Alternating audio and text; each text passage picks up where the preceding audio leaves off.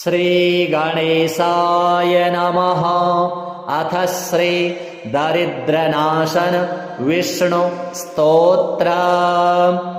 नरं नृसिंहं नरनाथमच्युतं प्रलम्बबाहुं कमलायतीक्ष्णं क्षितीश्वरैरर्चितपादपङ्कजं नमामि विष्णुं पुरुषं पुरातनं जगत्पतिं क्षीरसमुद्रमन्दिरं तं सारङ्गपाणिं मुनिवृन्दवन्दितं श्रियः पतिं श्रीधरमीशमीश्वरं नमामि गोविन्दमनन्तवर्चसम् अजं वरेण्यं जनदुःखनाशनं गुरुं पुराणं पुरुषोत्तमं प्रभुं सहस्रसूर्यद्युतिमनन्तमच्युतं नमामि भक्त्या हरिमाद्यमाधवं पुरस्कृतं पुण्यवतां परां गतिं क्षितीश्वरं लोकपतिं प्रजापतिं परम्पराणामपि कारणं हरिं नमामि लोकत्रयकर्मसाक्षिणं भोगे त्वनन्तस्य पयो दधौ सुरः पुरा हि शेते भगवान् नादिकृत् क्षीरोदवीचीकणिकाम्बुनोक्षितं तं श्रीनिवासं प्रणतोऽस्मि केशवं यो नारसिंहं वपुरास्थितो महान् सुरो मुरारिर्मधुकैटभान्तकृत् समस्तलोकार्तिहरं हिरण्यकं नमामि विष्णुं सततं नमामि तम् अनन्तमव्यक्तमतीन्द्रियं विभुं स्वे स्वे हि रूपे स्वयमेव संस्थितं योगेश्वरैरेव सदा नमस्कृतं नमामि भक्त्या सततं जनार्दनम् आनन्दमेकं विरजं विदात्मकं वृन्दालयं योगिभिरेव पूजितम् अणोरणीयान् समवृद्धिमक्षयं नमामि भक्तप्रियमीश्वरं हरिं श्रीविष्णुदेवार्पणमस्तु। नरं नृसिंहं नरनाथमच्युतं प्रलम्बबाहुं कमलायतीक्ष्णं क्षितीश्वरैरर्चितपादपङ्कजं नमामि विष्णुं पुरुषं पुरातनं जगत्पतिं क्षीरसमुद्रमन्दिरं तं सारङ्गपाणिं मुनिवृन्दवन्दितं श्रियः पतिं श्रीधरमीशमीश्वरं नमामि गोविन्दमनन्तवर्चसम् अजं वरेण्यं जनदुःखनाशनं गुरुं पुराणं पुरुषोत्तमं प्रभुं सहस्रसूर्यद्युतिमनन्तमच्युतं नमामि भक्त्या हरिमाद्यमाधवं पुरस्कृतं पुण्यवतां परां गतिं क्षितीश्वरं लोकपतिं प्रजापतिं परम्पराणामपि कारणं हरिं नमामि लोकत्रयकर्मसाक्षिणं भोगे त्वनन्तस्य पयो दधौ सुरः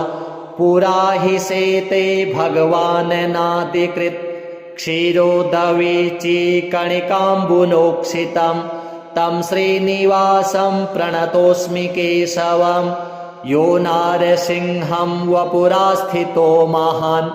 सुरो मुरारिर्मधुकैटभान्तकृत् समस्तलोकार्तिहरं हिरण्यकं नमामि विष्णुं सततं नमामि तम् अनन्तमव्यक्तमतीन्द्रियं विभुं स्वे स्वे हि रूपे स्वयमेव संस्थितं योगेश्वरैरेव सदा नमस्कृतं नमामि भक्त्या सततं जनार्दनम् आनन्दमेकं विरजं विदात्मकं वृन्दालयं योगिभिरेव पूजितम् अणोरणीयान् समवृद्धिमक्षयं नमामि भक्तप्रियमीश्वरं हरिं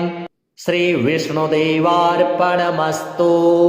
नरं नृसिंहं नरनाथमच्युतं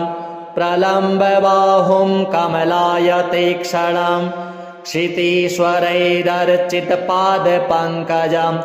नमामि विष्णुं पुरुषं पुरातनं जगत्पतिं क्षीरसमुद्रमन्दिरं तं सारङ्गपाणिं मुनिवृन्दवन्दितं श्रियः पतिं श्रीधरमीशमीश्वरं नमामि गोविन्दमनन्तवर्चसम् अजं वरेण्यं जनदुःखनाशनं गुरुं पुराणं पुरुषोत्तमं प्रभुं सहस्रसूर्यद्युतिमनन्तमच्युतं नमामि भक्त्या हरिमाद्यमाधवं पुरस्कृतं पुण्यवतां परां गतिं क्षितीश्वरं लोकपतिं प्रजापतिं परम्पराणामपि कारणं हरिं नमामि लोकत्रयकर्मसाक्षिणं भोगे त्वनन्तस्य पयो दधौ सुरः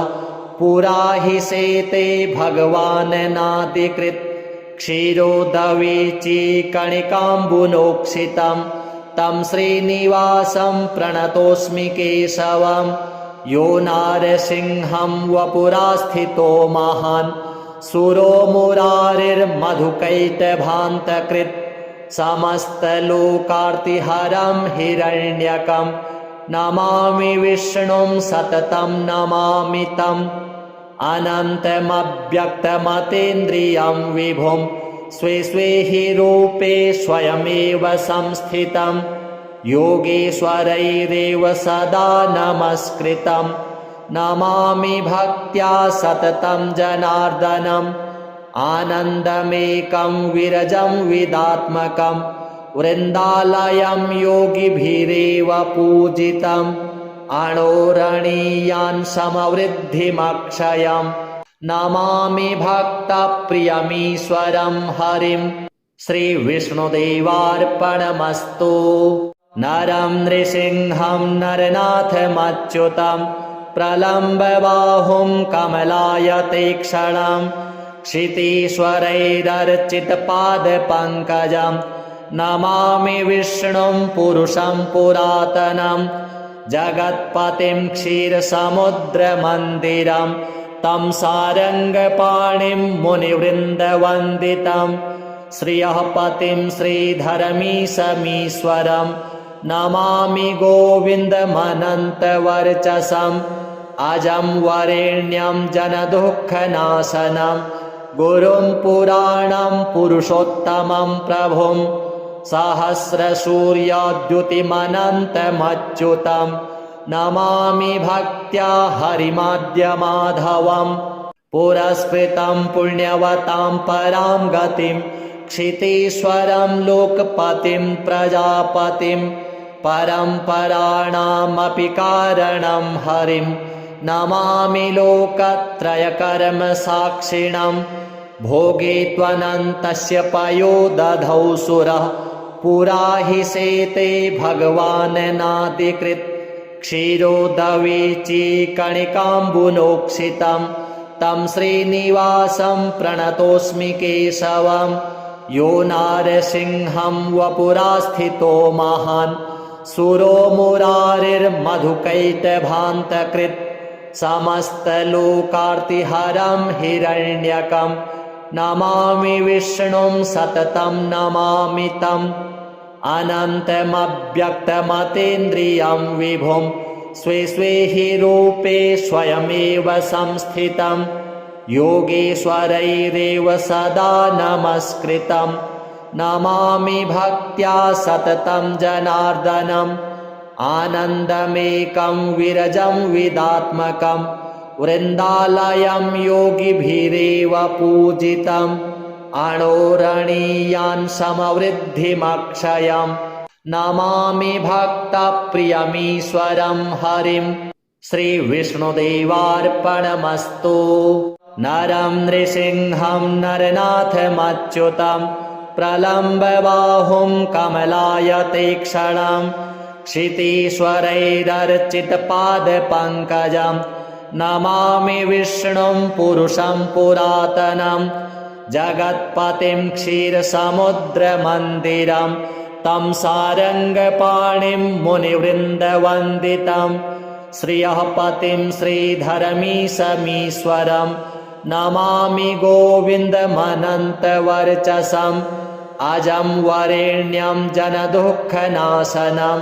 गुरुं पुराणं पुरुषोत्तमं प्रभुं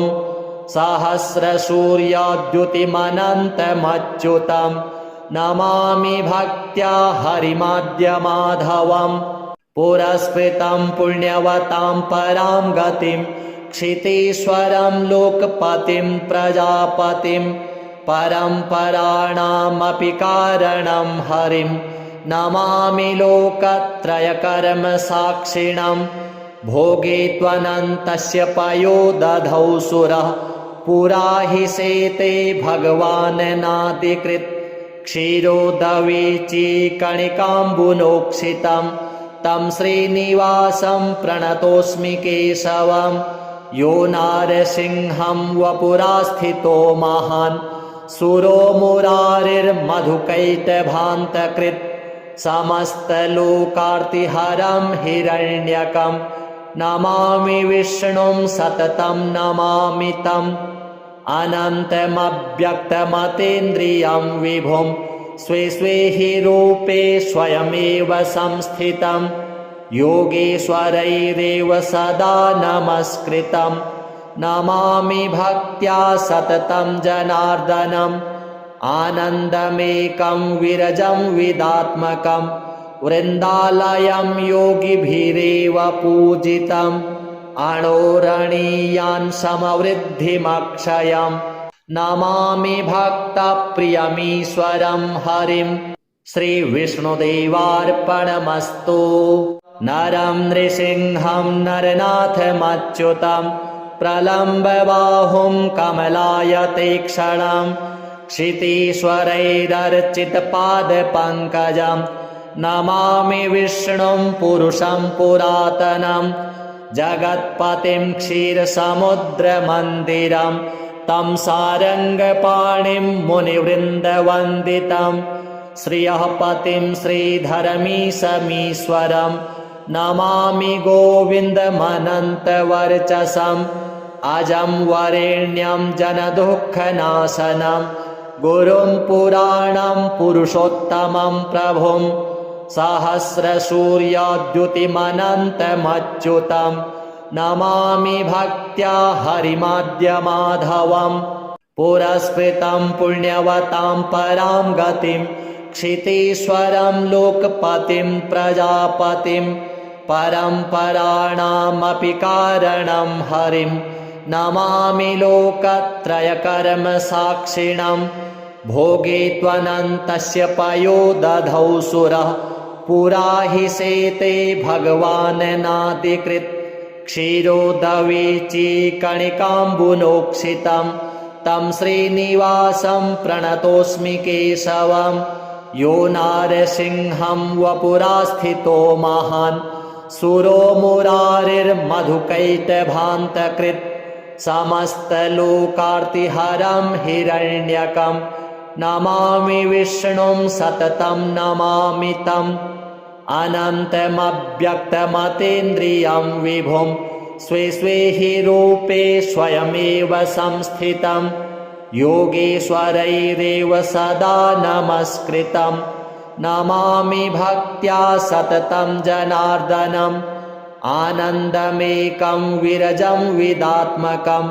वृन्दालयं योगिभिरेव पूजितम् अणोरणीयान् समवृद्धिमक्षयं नमामि भक्तप्रियमीश्वरं हरिं श्रीविष्णुदेवार्पणमस्तु नरं नृसिंहं नरनाथमच्युतं प्रलम्बबाहुं कमलायतेक्षणं क्षितीश्वरैरर्चितपादपङ्कजं नमामि विष्णुं पुरुषं पुरातनं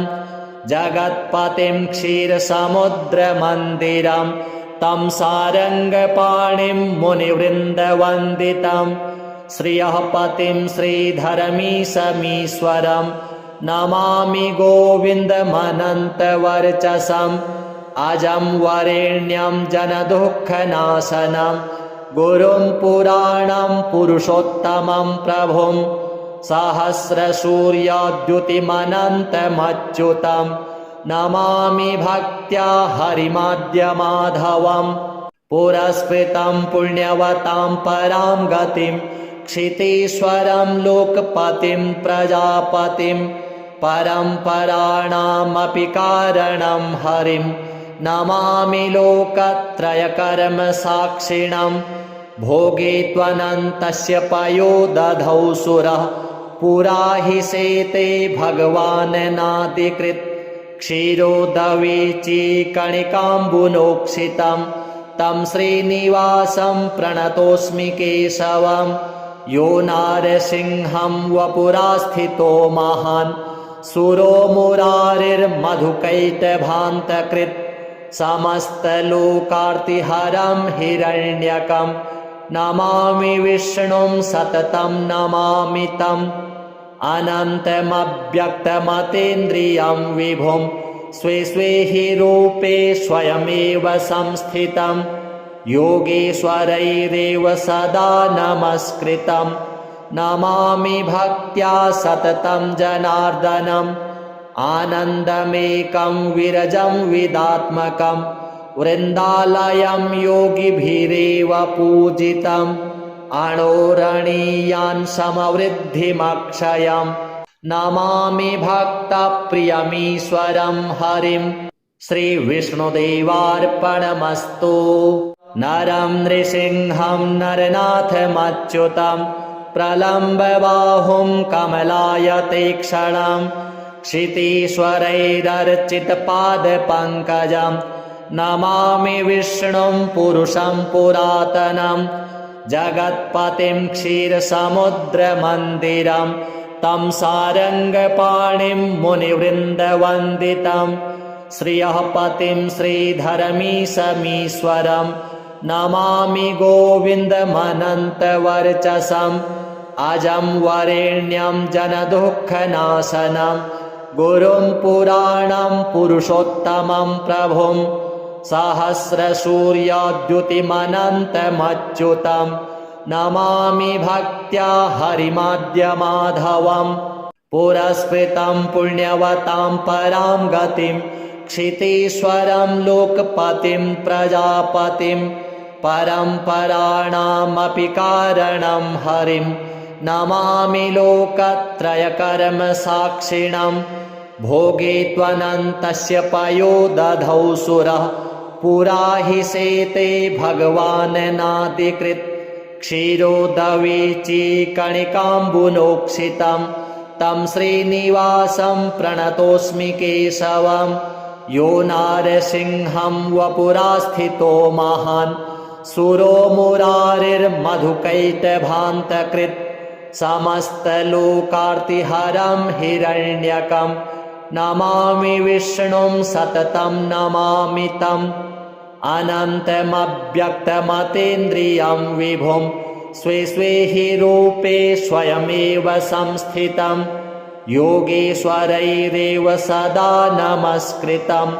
नमामि भक्त्या सततं जनार्दनम् आनन्दमेकं विरजं विदात्मकं वृन्दालयं योगिभिरेव पूजितम् अणोरणीयान् समवृद्धिमक्षयं नमामि भक्तप्रियमीश्वरं हरिं श्रीविष्णुदेवार्पणमस्तु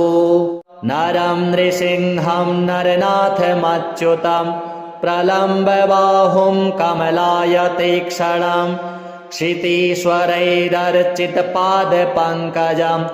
नमामि विष्णुं पुरुषं पुरातनं जगत्पतिं क्षीरसमुद्रमन्दिरं तं सारङ्गपाणिं मुनिवृन्दवन्दितं श्रियः पतिं श्रीधरमीशमीश्वरं नमामि गोविन्दमनन्तवर्चसम् अजं वरेण्यं जनदुःखनाशनं गुरुं पुराणं पुरुषोत्तमं प्रभुं सहस्रसूर्यद्युतिमनन्तमच्युतं नमामि भक्त्या हरिमाद्यमाधवम् पुरस्कृतं पुण्यवतां परां गतिं क्षितीश्वरं लोकपतिं प्रजापतिं परम्पराणामपि कारणं हरिं नमामि लोकत्रयकर्मसाक्षिणं भोगे त्वनन्तस्य पयो दधौ सुरः पुरा हि शेते भगवान् नादिकृत् क्षीरोदवीचीकणिकाम्बुनोक्षितं तं श्रीनिवासं प्रणतोऽस्मि केशवं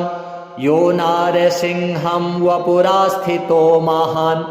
सुरो मुरारिर्मधुकैटभान्तकृत् समस्तलोकार्तिहरं हिरण्यकं नमामि विष्णुं सततं नमामि तम् अनन्तमव्यक्तमतीन्द्रियं विभुं स्वे स्वे हि रूपे स्वयमेव संस्थितं योगेश्वरैरेव सदा नमस्कृतं नमामि भक्त्या सततं जनार्दनम् आनन्दमेकं विरजं विदात्मकं वृन्दालयं योगिभिरेव पूजितम् अणोरणीयान् समवृद्धिमक्षयं नमामि भक्तप्रियमीश्वरं हरिं श्रीविष्णुदेवार्पणमस्तु नरं नृसिंहं नरनाथमच्युतं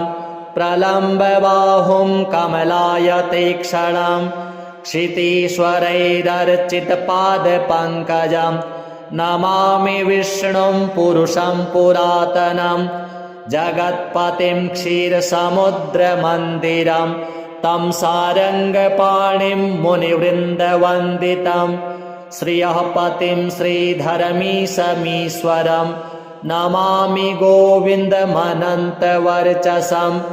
अजं वरेण्यं जनदुःखनाशनं गुरुं पुराणं पुरुषोत्तमं प्रभुं सहस्रसूर्यद्युतिमनन्तमच्युतं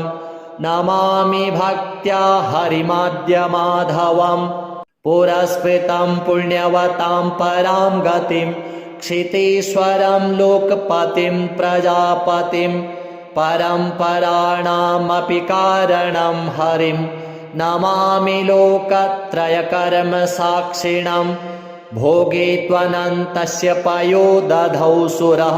पुरा हि शेते भगवान् नादिकृत् क्षीरोदवीचीकणिकाम्बुनोक्षितं तं श्रीनिवासं प्रणतोऽस्मि केशवं यो नारसिंहं वपुरास्थितो महान् सुरो मुरारिर्मधुकैटभान्तकृत् समस्तलोकार्तिहरं हिरण्यकं नमामि विष्णुं सततं नमामि तम् अनन्तमव्यक्तमतीन्द्रियं विभुं स्वे स्वे हि रूपे स्वयमेव संस्थितं योगेश्वरैरेव सदा नमस्कृतं नमामि भक्त्या सततं जनार्दनम् आनन्दमेकं विरजं विदात्मकं वृन्दालयं योगिभिरेव पूजितम् अणोरणीयान् समवृद्धिमक्षयं नमामि भक्तप्रियमीश्वरं हरिं श्रीविष्णुदेवार्पणमस्तु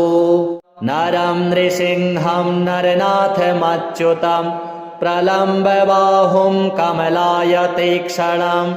क्षितीश्वरैरर्चितपादपङ्कजं नमामि विष्णुं पुरुषं पुरातनं जगत्पतिं क्षीरसमुद्रमन्दिरं तं सारङ्गपाणिं मुनिवृन्दवन्दितं श्रियः पतिं श्रीधरमीशमीश्वरं नमामि गोविन्दमनन्तवर्चसम् अजं वरेण्यं जनदुःखनाशनं गुरुं पुराणं पुरुषोत्तमं प्रभुं सहस्रसूर्यद्युतिमनन्तमच्युतं नमामि भक्त्या हरिमाद्यमाधवम् पुरस्कृतं पुण्यवतां परां गतिं क्षितीश्वरं लोकपतिं प्रजापतिं परम्पराणामपि कारणं हरिं नमामि लोकत्रयकर्मसाक्षिणं भोगे त्वनन्तस्य पयो दधौ सुरः पुरा हि शेते भगवान् नादिकृत् क्षीरोदवीचीकणिकाम्बुनोक्षितं तं श्रीनिवासं प्रणतोऽस्मि केशवं यो नारसिंहं वपुरास्थितो महान्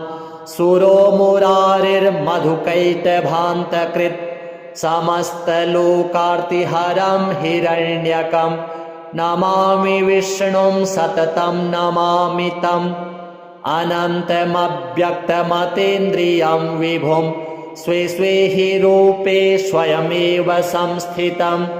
योगेश्वरैरेव सदा नमस्कृतं नमामि भक्त्या सततं जनार्दनम्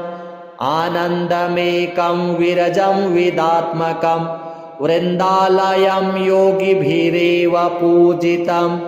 अणोरणीयान् समवृद्धिमक्षयं नमामि भक्तप्रियमीश्वरं हरिं श्रीविष्णुदेवार्पणमस्तु।